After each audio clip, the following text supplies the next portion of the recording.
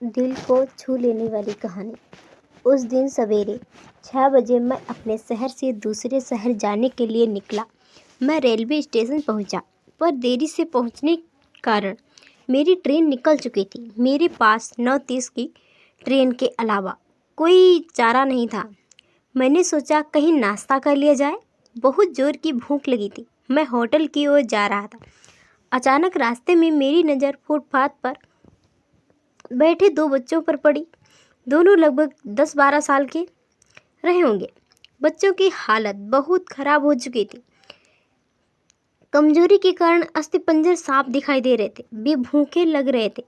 छोटा बच्चा बड़े को खाने के बारे में कह रहा था। बड़ा चुप कराने की कोशिश कर रहा था। मैं अचानक रुक गया। दौड़ती भागती जिंदगी में यह ठहर के से गए जीवन को देख मेरा मन भर आया। सोचा इन्हें कुछ पैसे दे दिए जाए। मैंने उन्हें 10 रुपये देकर आगे बढ़ गया।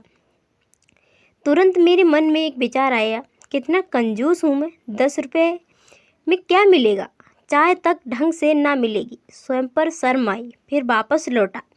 मैंने बच्चों से कहा, कुछ खाओगी? बच्चे थोड़े असमंजस में पड़े। मैंने कहा, बेटा मैं नाश्ता करने जा रहा हूँ, तुम भी कर लो।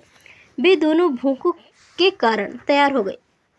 उनके कपड़े गंदे होने से होटल वाले ने डांट दिया और भगाने लगा। मैंने कहा, भाई साहब उन्हें जो खाना है वो उन्हें दो, पैसे मैं दूंगा। होटल वाले ने आश्चर्य से मेरी ओर देखा। उसकी आंखों में उसके बर्ताव के लिए शर्म साफ दिखाई दी। बच्चों ने नाश्ता, मिठाई व लस्सी मांगी।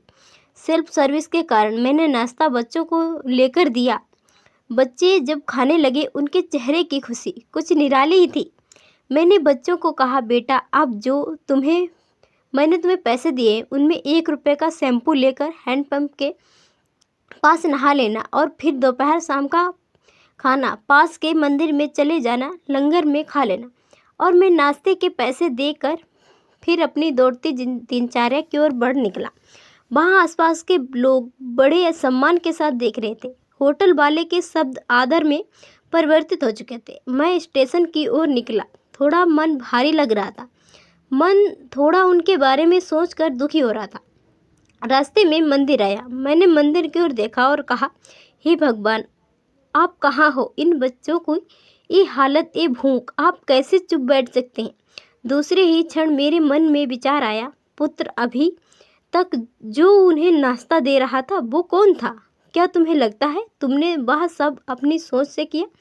मैं स्तब्ध हो गया। मेरे सारे प्रश्न समाप्त हो गए। ऐसा लगा जैसे मैंने ईश्वर से बात की हो। मुझे समझ आ चुका था हम निमित्त मात्र हैं, उसके कार्यकलाप के वो महान है। भगवान हमें किसी की मदद करने तभी भेजता है जब हम उसे उस काम के लायक समझता है। किसी मदद को मना करना वैसे ही है जैसे भगवान के काम को मना करना। अतः आपको कोई भूखा या लाचार मिले या आपसे कुछ खाने के लिए मांगे तो आप अपनी सामर्थ्य अनुसार मदद जरूर करें, क्योंकि स्वयं भगवान ने आपको इस काम के लिए चुना है। चलिए आज की सुहानी सुबह का शुभारंभ करें कुछ इसी संकल्प के साथ कि भिक्षावृत्ति को हम बढ़ावा न दें, लेकिन अशक्त, लाचार और भूखे की मदद हम जरूर करें। ईश्वर से प्रार्थना हमें सद्बुद्धि प्रदान करें और इस लायक बनाए। हम बदलेंगे, युग बदलेगा। हम सुधरेंगे, युग सुधरेगा। पहले अपने आप को सुधारो यारो। मिलजुल कर हम मानवता का रूप निखारें। दोस्तों वीडियो पसंद आई हो तो लाइक और शेयर जरूर कीजिएगा। चैनल पर नया सब्सक्राइब